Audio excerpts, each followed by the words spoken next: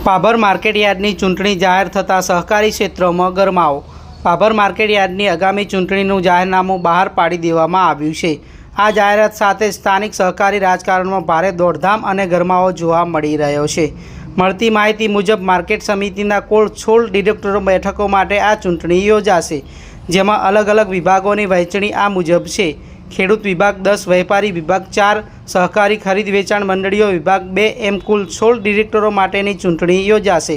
ચૂંટણી પ્રક્રિયા સુચારુ રૂપે પૂર્ણ કરવા માટે તંત્ર દ્વારા તારીખો પણ જાહેર કરી દેવામાં આવી છે, જેમાં ફોર્મ ભરવાની છેલ્લી તારીખ 16 સપ્ટેમ્બર, ફોર્મ ચકાસણીની તારીખ 17 સપ્ટેમ્બર, ફોર્મ પાછા ખેંચવાની તારીખ 21 સપ્ટેમ્બર અને મતદાનની તારીખ 28 સપ્ટેમ્બર, જ્યારે મતગણતરીની તારીખ 29 સપ્ટેમ્બર હોવાનું જાણવા મળેલ છે।